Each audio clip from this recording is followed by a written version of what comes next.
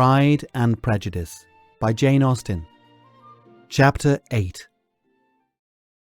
At 5 o'clock the two ladies retired to dress, and at 6:30 Elizabeth was summoned to dinner.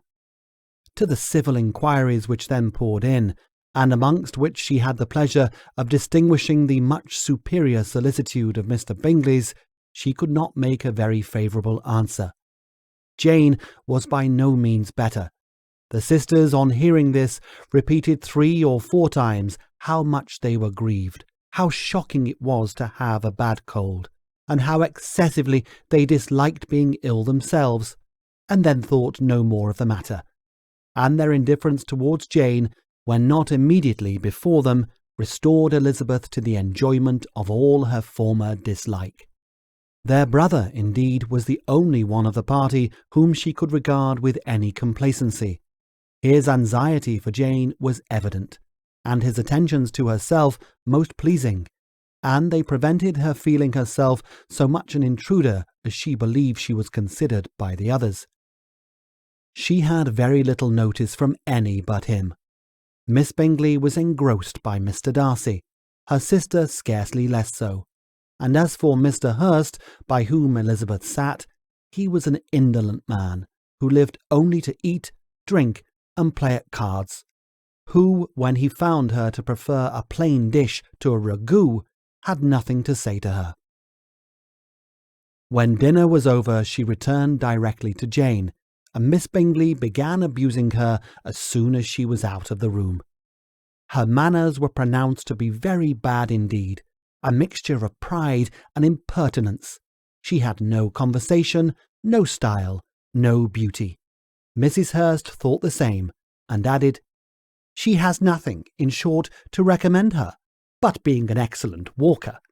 I shall never forget her appearance this morning. She really looked almost wild." "She did indeed, Louisa. I could hardly keep my countenance. Very nonsensical to come at all. Why must she be scampering about the country, because her sister had a cold? Her hair so untidy, so blousy. Yes, and her petticoat. I hope you saw her petticoat. 6 inches deep in mud, I'm absolutely certain. And the gown which had been let down to hide it, not doing its office." "Your picture may be very exact, Louisa," said Bingley, "but this was all lost upon me.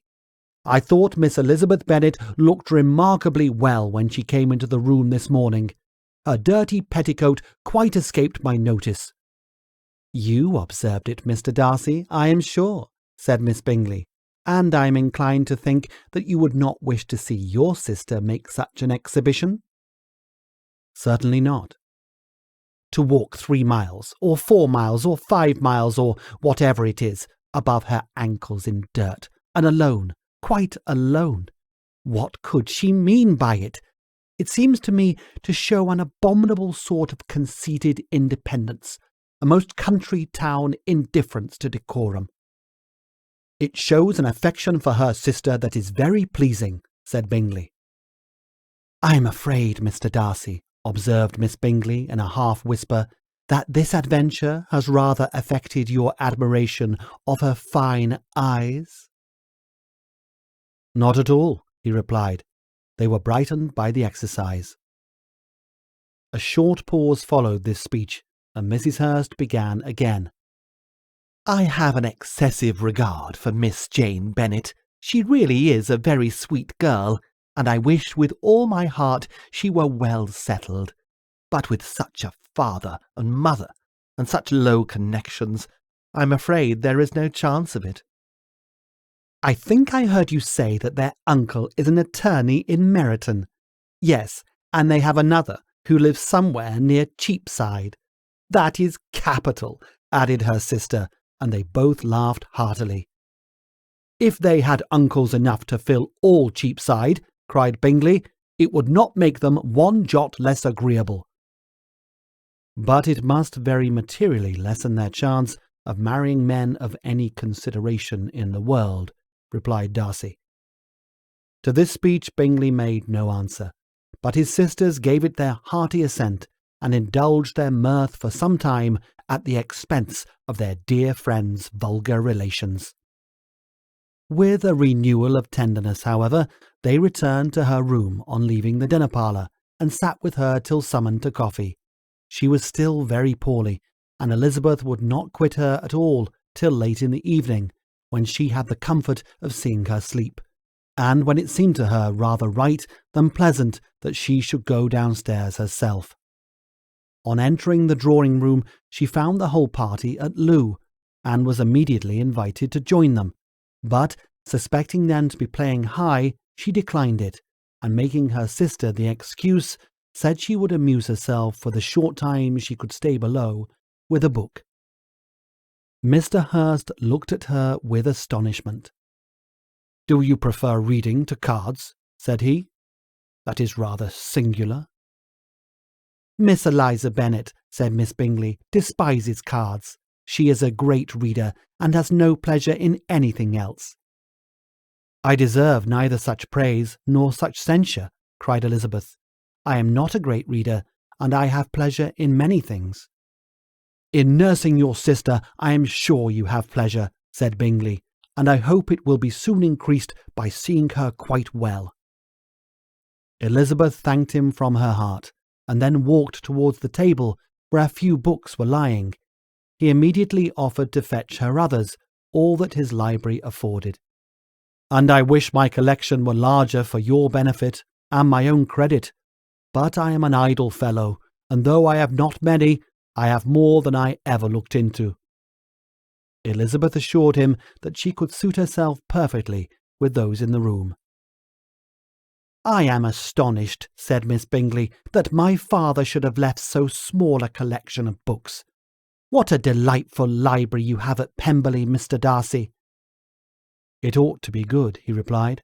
"It has been the work of many generations." "And then you have added so much to it yourself. You are always buying books." "I cannot comprehend the neglect of a family library in such days as these." "Neglect? I am sure you neglect nothing that can add to the beauties of that noble place. Charles, when you build your house, I wish it may be half as delightful as Pemberley." "I wish it may." "But I would really advise you to make your purchase in that neighbourhood, and take Pemberley for a kind of model. There is not a finer county in England than Derbyshire." "With all my heart, I will buy Pemberley itself, if Darcy will sell it." "I am talking of possibilities, Charles." "Upon my word, Caroline, I think it more possible to get Pemberley by purchase than by imitation." Elizabeth was so much caught with what passed as to leave her very little attention for her book, and soon laying it wholly aside, she drew near the card table, and stationed herself between Mr. Bingley and his eldest sister to observe the game. "Is Miss Darcy much grown since the spring?" said Miss Bingley. "Will she be as tall as I am?" "I think she will. She is now about Miss Elizabeth Bennet's height, or rather taller." "How I long to see her again! I never met with anybody who delighted me so much. Such a countenance, such manners, and so extremely accomplished for her age. Her performance on the pianoforte is exquisite." "It is amazing to me," said Bingley, "how young ladies can have patience to be so very accomplished, as they all are." "All young ladies accomplished? My dear Charles, what do you mean?" "Yes, all of them, I think. They all paint tables, cover screens, and net purses. I scarcely know anyone who cannot do all this, and I am sure I never heard a young lady spoken of for the first time without being informed that she was very accomplished." "Your list of the common extent of accomplishments," said Darcy, "has too much truth. The word is applied to many a woman who deserves it no otherwise than by netting a purse or covering a screen.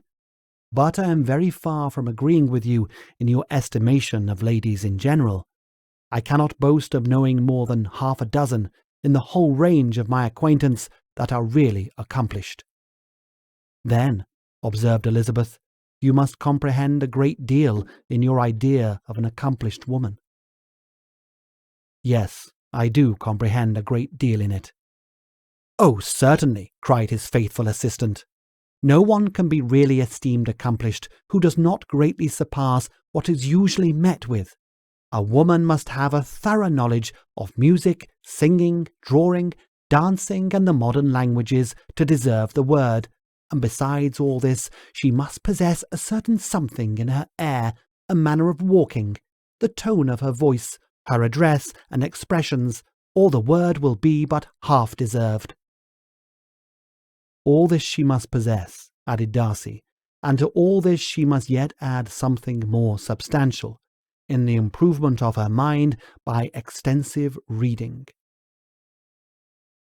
I am no longer surprised at your knowing only 6 accomplished women. I rather wonder now at you knowing any. Are you so severe upon your own sex as to doubt the possibility of all this? I never saw such a woman. I never saw such capacity and taste and application and elegance as you describe, united.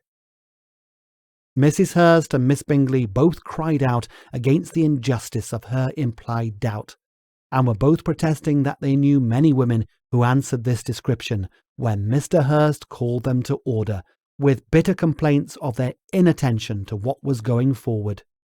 As all conversation was thereby at an end, Elizabeth soon afterwards left the room. Elizabeth Bennet, said Miss Bingley, when the door was closed on her, is one of those young ladies who seek to recommend themselves to the other sex by undervaluing their own, and with many men I dare say it succeeds. But in my opinion it is a paltry device, a very mean art. Undoubtedly, replied Darcy, to whom this remark was chiefly addressed, there is a meanness in all the arts which ladies sometimes condescend to employ for captivation. Whatever bears affinity to cunning is despicable. Miss Bingley was not so entirely satisfied with this reply as to continue the subject. Elizabeth joined them again, only to say that her sister was worse and that she could not leave her. Bingley urged Mr. Jones being sent for immediately, while his sisters, convinced that no country advice could be of any service, recommended an express to town for one of the most eminent physicians. This she would not hear of, but she was not so unwilling to comply with their brother's proposal, and it was settled that Mr. Jones should be sent for early in the morning if Miss Bennet were not decidedly better. Bingley was quite uncomfortable. His sisters declared that they were miserable, while he could find no better relief to his feelings than by giving his housekeeper directions that every attention might be paid to the sick lady and her sister.